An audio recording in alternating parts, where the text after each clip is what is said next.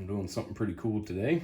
So as you know, all motors in your VRF indoors are variable speed. In fact, all motors in all VRF equipment everywhere is variable speed. So these are pricey, ridiculously pricey. Now, what I've noticed is that on like fan motors, 99.9% of the time, they don't fail electrically. They're all soft start, and in my experience, they're just very resilient electrically, but they do fail bearing wise. I don't know if you can hear that scratchiness, but we're gonna replace these bearings. Now, a lot of times these are very difficult to replace. And a good clue as to whether or not you can replace them easily is if your power comes in an area opposite to where your access is. There's a good chance you can replace them. So let me show you something. Here's another. These are LG motors, by the way. The white one that I had, this is the part number. So it's this motor right here that we're going to be replacing the bearings on. This one, let me show you something. When the plug comes in the same side as the access, and this just pries off here, a little stiff. You of course have your little ripple washer there, and then this plate comes off kind of hard because it's glued to this IC. Now this is not heat sink compound. It's just something, I think, to help stabilize this board. But when you have a variable speed motor that has a board like this in the back, and I do plan on rebuilding these at some point, you're gonna have to desolder these motor leads so that you can pick the board up and get this part out, because as it is now, you're not gonna get that out of there. Now this right here is my fan blade replacement kit. I got a lot of interesting stuff in here. And if you haven't seen my video on this, you should check it out. I have a lot of neat tips and tricks and different types of stuff, especially this. This thing is phenomenal. If you haven't seen my videos on this, it's a shaft sander for your standard 1/2-inch shafts. But these little ones can be a real nightmare depending on the application, but this thing sands them, I mean, unbelievably well. 10-15 seconds, you're done. Obviously, it's very easy to maintain. All you got to do is replace that little piece of sandcloth. As far as getting inside the actual hub, I just like a copper brush for that. That's a 1/2-inch ID. Had to go get a couple other pullers here. I had to get my bigger Posilock for that, and it just barely might work. And then went ahead and grabbed my little windshield wiper puller for this. I really like this puller. You know, it's cheap, right? But it does have the cage lock similar to a Posilock. And these low profile arms are really nice for small stuff. Now, if I didn't have a puller to get this off, I would just get it off with a torch. I've showed that before on like the sleeve that goes on water pumps. That technique works really well. But I'm gonna try the pullers first, and then we'll go from there. So let me get this one. I'm really not sure how tight these bearings are gonna be on here, but we'll snug that up a little bit and then get this kind of centered. And then I'll tighten it up the rest of the way. So right about, yeah, there. Now, this isn't the strongest puller, but yeah. These bearings really, when I was measuring the bearings and the shaft and stuff, it looked like, you know, that it wasn't going to be much of an interference fit. come off easy.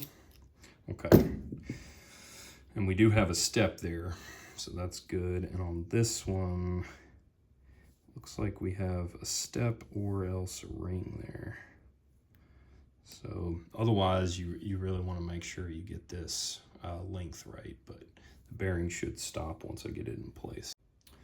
One thing I do is always keep sockets with my pullers because it's just so much faster. There's the bearings. I think that one was still good.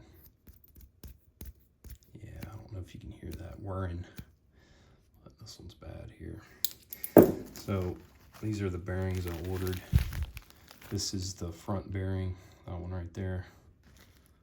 And this is the rear bearing. Now when you're putting on bearings, you don't want to hammer on this outer race. You want to hammer on the inner race only.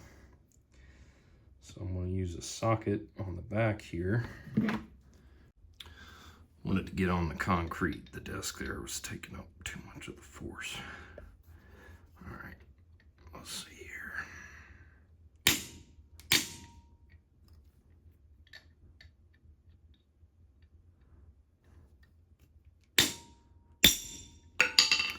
Okay, that's it. You could probably tell the noise changed, so we know we got it. Now, I probably should have put this bearing on last. I was not thinking about that. So I'm just gonna rest socket on here like that. Okay. So this one here just slides right on. All right. Okay. Well, I'll take that back. There, it looks like there's a small taper fit, but I don't really have to push it that far. And that's where this pipe is going to come in handy for doing that. Again, should have put the top one on first.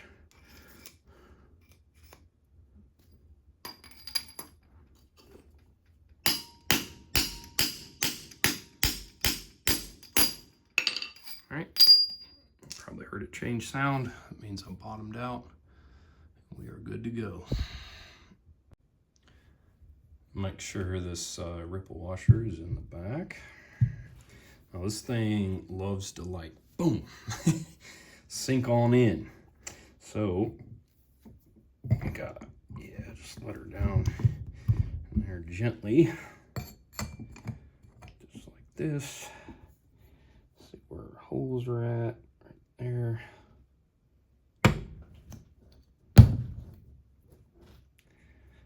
Doesn't take much to get it on there, really. Make sure she spins well.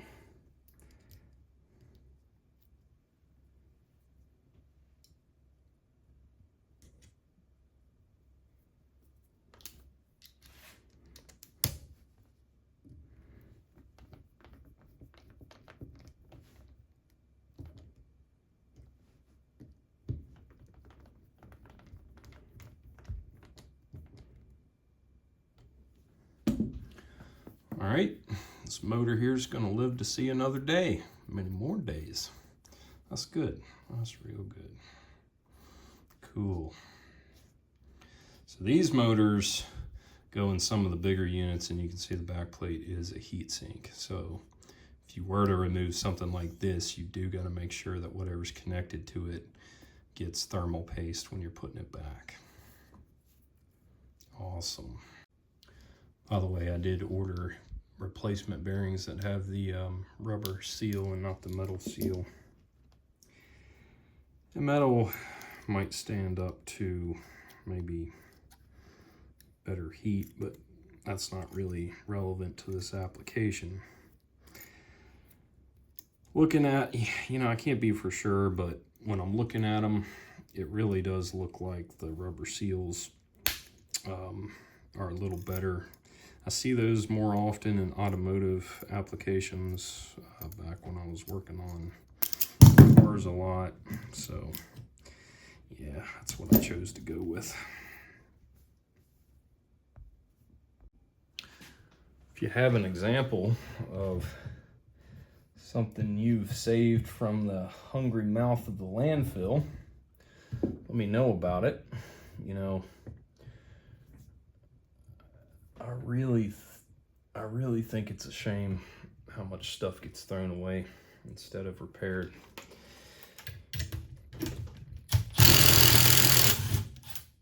And, you know, manufacturers could do a better job of making stuff repairable. You know, it's so interesting to me how everybody wants to talk about stuff like plastic straws, but nobody thinks about this stuff, right? Nobody thinks about how a lot of these tech companies purposely make their stuff non-repairable. Interesting that everybody wants to talk about the least relevant thing.